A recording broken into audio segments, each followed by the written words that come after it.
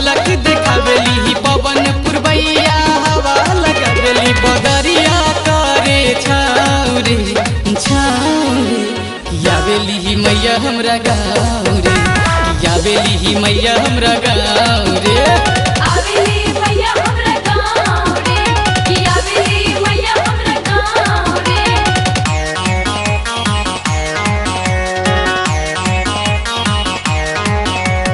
जय जय मैया जय मैया जय मां जय जय मैया जय मैया जय मां। तीनों भवन में मैया कहाली महिमा अपरम पार रे दुनिया चलल बा देखी के लोगवा लक्ष्मी के अवतार रे लक्ष्मी के अवतार रे तीनों भुवन में मैया कहाली महिमा अपरम पार रे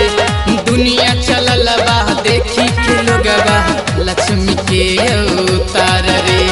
भीड़ लगल बा देखी के लोगवा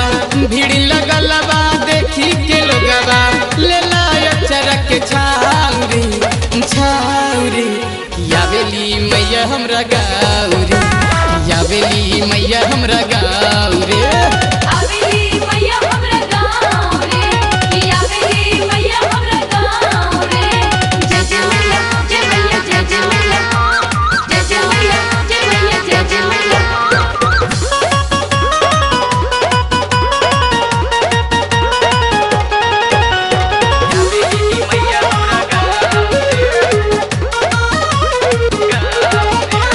संगे चलल बा विष्णु ब्रह्मा बीर हनुमान के साथ रे गूंज रहल बा धरती अंबर भक्तन के पुकार रे भगतन के पुकार रे संगे चलल बा विष्णु ब्रह्मा बीर हनुमान के साथ रे गूंज रहल बा धरती अंबर भक्तन के पुकार रे देखी के जगमग चंदा सितारा देखी के जगमग चंदा सितारा मोनी मूर्तिया सुहावरे सुहावरे यावेली मैया हमरा गाँव रे यावेली मैया हमरा गाँव रे आवेली मैया हमरा गाँव रे आवेली मैया हमरा गाँव रे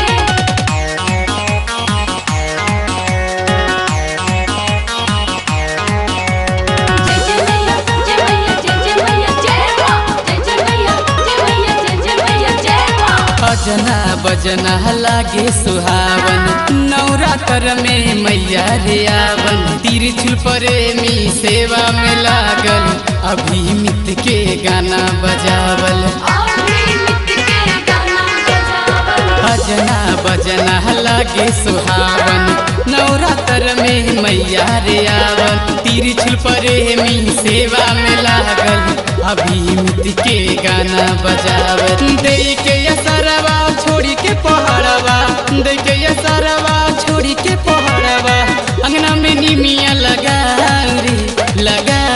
रे कि यावेली मैया हमरा गाँव रे कि यावेली मैया हमरा गाँव रे